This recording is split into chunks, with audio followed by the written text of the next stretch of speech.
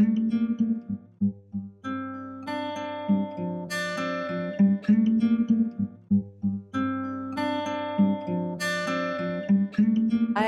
I'm Lily and welcome to my channel. Welcome to this episode of Lily's Musings. So my name's Lily. I make music as Lyli J and I'm a sound designer, a musician, music producer, and I decided to start this series to talk about aspects of creating music that are not so technical but more about like the philosophy and like creative aspects that are not easily found on the internet, you know, like little hidden, like little wisdom nuggets, if you will. I just got home from Mallorca, as you may notice. Too much vitamin D, too many UV rays rather. Today I wanted to share my personal account, my personal story of tinnitus. I've seen other people call it tinnitus. I've heard both pronunciations, so I'm not saying one is right, but I'm gonna say tinnitus today. And I am making this video because when I was suffering from it, especially as a musician, as anyone who uses their ears for their work, as their passion and career, then it's like extremely alarming when you start to have hearing loss or some kind of hearing disturbance. You know, I was suffering from anxiety, and frankly I thought, you know, maybe like my life is like definitely going to change from now on. And I was doing so much research online, but I wish someone could have just sort of comforted me and told me that in most cases, because I did a lot of research, and in most cases you will recuperate from that, you will heal. So just hear my story from here, and I hope this helps you out. For the next few minutes I'll explain the different phases and what you might expect after a trauma, which is what I had. It was in June of last year, so during the confinement. I got out of the swimming pool after doing like some kind of gluing paint job. I had like a glue gun and I was covering some area, you know, where the water was leaking. So I was on, and then I was very tense at this time because I felt like my life was going nowhere, you know, like many of us.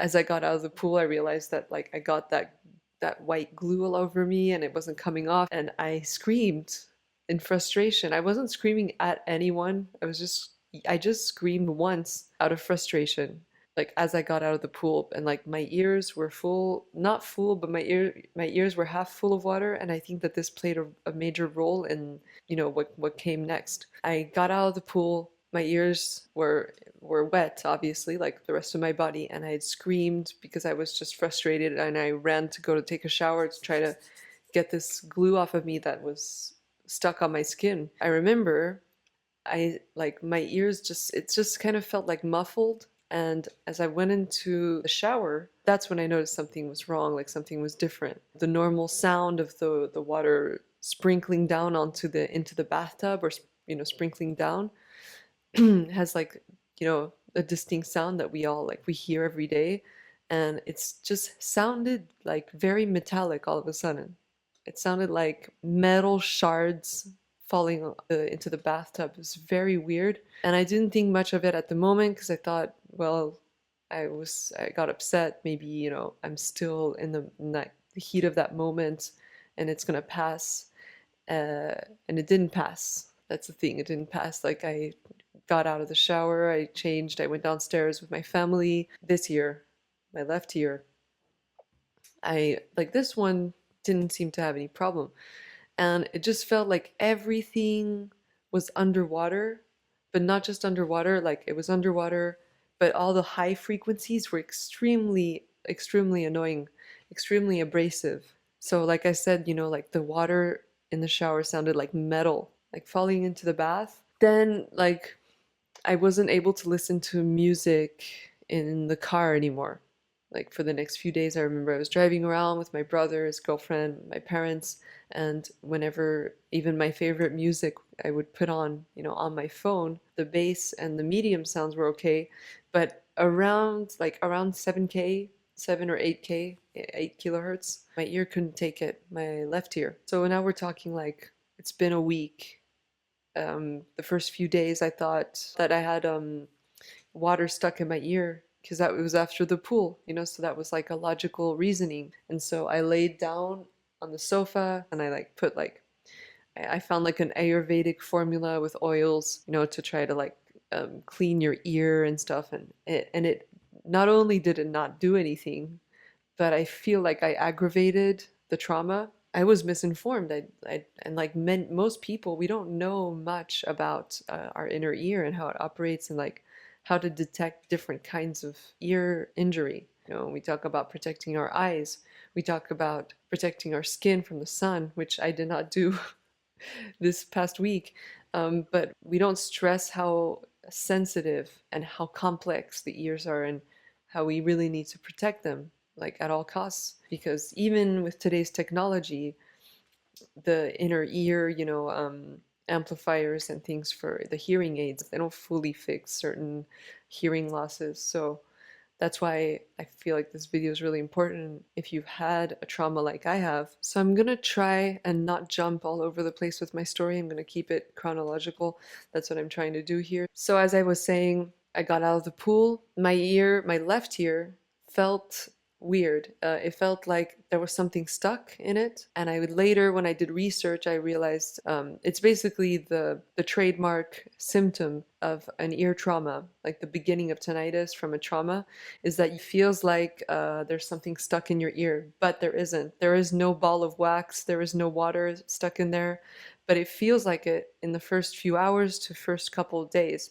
And that's what I mistook it for water, and I was messing with my ear instead of like going and getting help. I did go and seek help from 3 different medical professionals. And after 1 week, when I realized like I could no longer listen to music with high frequencies because it was unbearable, 9 days after the incident, I went to go see this ear doctor, and he really minimized it. He did an audiogram. You know, the audiogram measures your auditory response by decibels, you know, over the range of frequencies. And I had, by all means, like a normal hearing, but like his audiogram was basically for measuring whether or not you are deaf. You know, like if you're able to hear people speaking normally, like in a, you know, human speech is around 1 kilohertz, then you're certified as like you can hear. He was using that as his basis to measure my trauma, which he shouldn't have. So the first doctor didn't think there was anything wrong because he said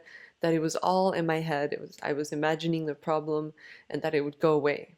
Of course, you know, you see a doctor, you see in France, they're called ORL, like the ear, nose, and throat doctor. Then you hear that opinion, you know, of course you feel reassured because he's a medical professional, so he knows better than me. I really did think that it would go away within the next 3-4 days, give or take, but it did not go away. And okay, yeah, I was able to get a second doctor on Zoom, and he basically told me that what I need when we have this trauma is taking corticosteroids, you know, steroids, corticoids in French we call them, like prednisone. And he wanted to prescribe them to me because he thought that they would help. But he said, I'm sorry, I cannot prescribe that to you because of COVID. They did studies that actually corticosteroids will lower your immunity response to COVID, and so they were not allowed to prescribe those at that time. There was a solution to save my ear, but the doctor would not prescribe it to me. And then, so time went by, I came back, I went to see a third doctor. He did like a proper audiogram, which was not a good, it was exactly what I had felt. I had done hearing tests online as well. You know, on YouTube, you can do with your headphones, you can test your hearing. I had a hearing of a 33-year-old or something on the right ear. It was a bit worse than my age because it's like the price you pay when you work in music and you're blasting music all day. So that was expected. But guess what age I had on the tinnitus impacted ear? 70. 70. So and I would hear the test, you know, like you hear like this frequency going from low to high. Only babies can hear like 18K, you know. And I could hear up until 16K on this side. And on this side it would just go ooh. It would go up to 8 kilohertz, which is not high. And then I would literally hear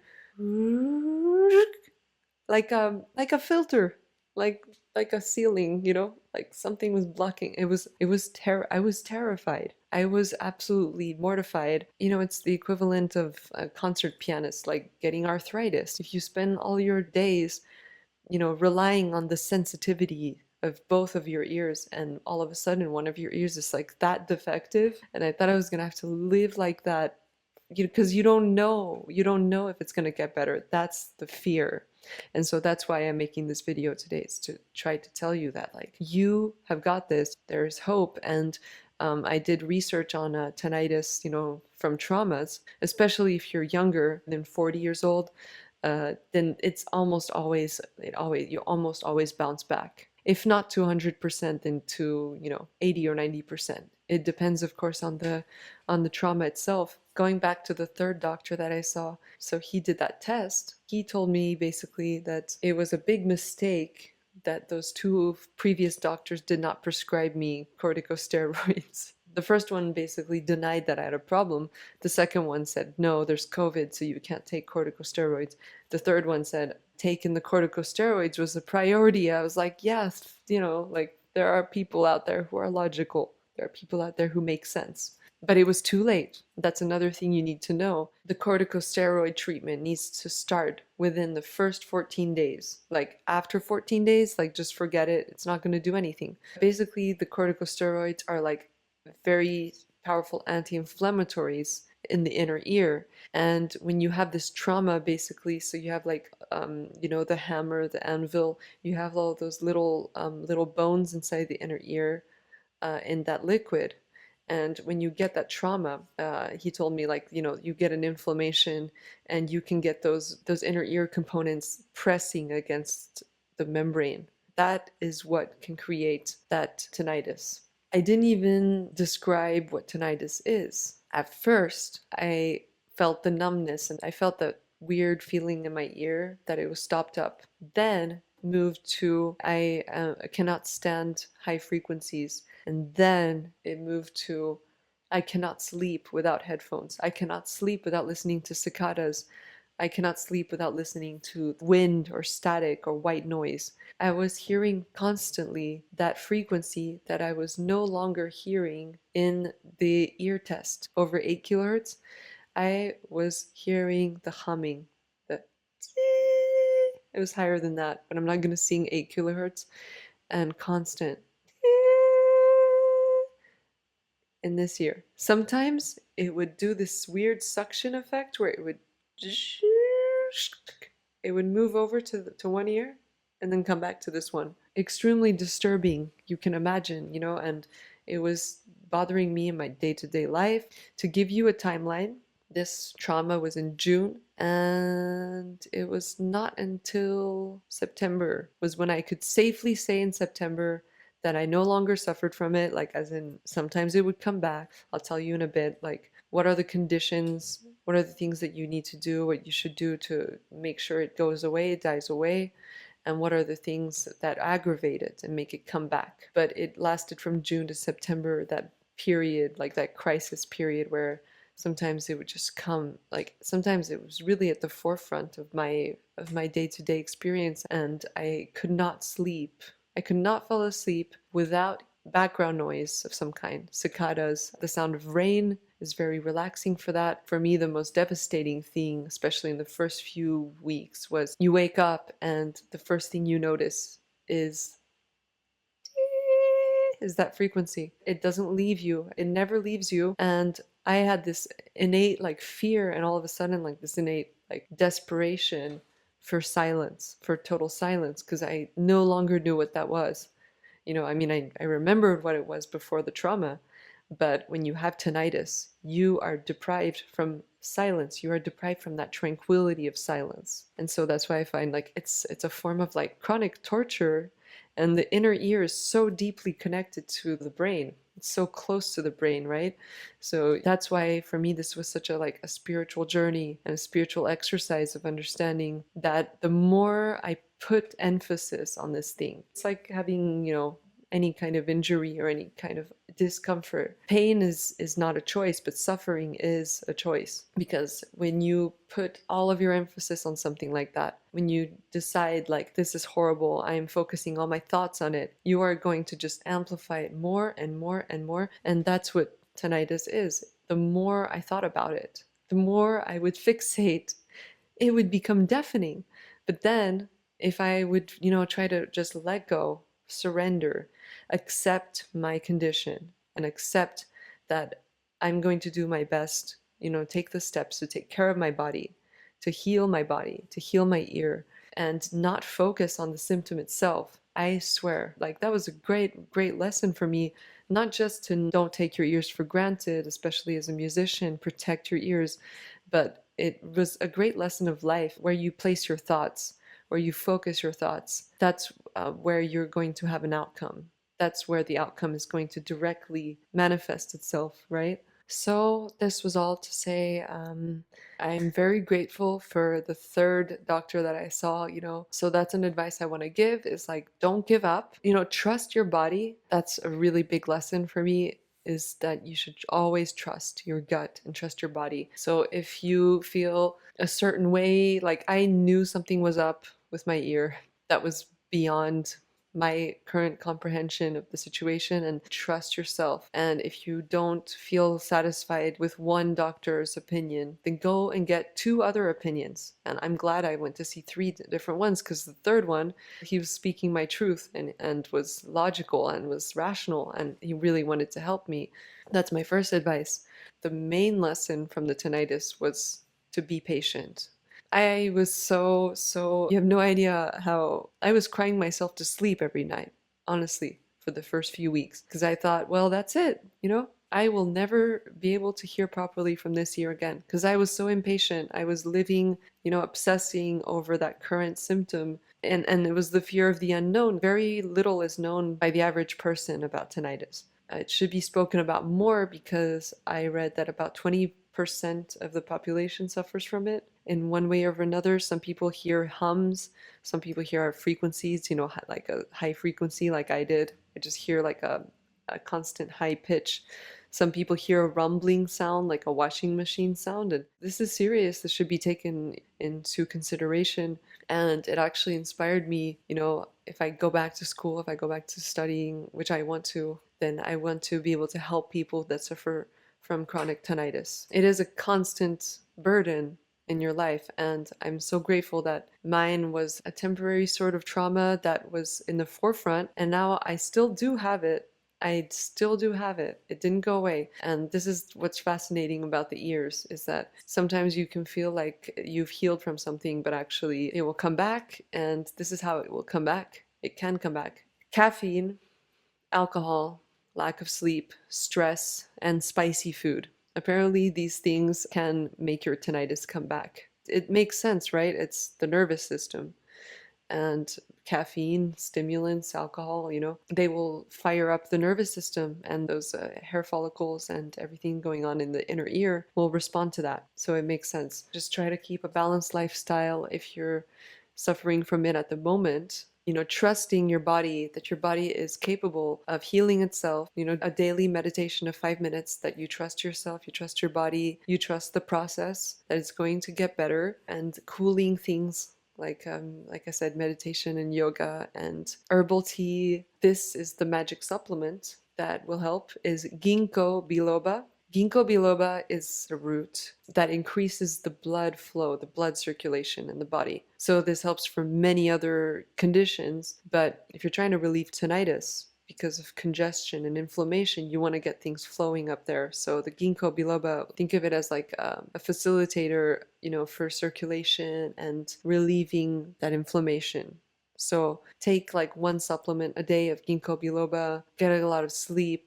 Just try to be gentle with yourself. Please, please, please be gentle with yourself. Because the more you stress about it, like I did in the beginning, it's going to get louder and louder and louder and louder, and it won't leave you alone. It's, you could say that like the tinnitus is sort of like a teacher. It's like a very annoying teacher.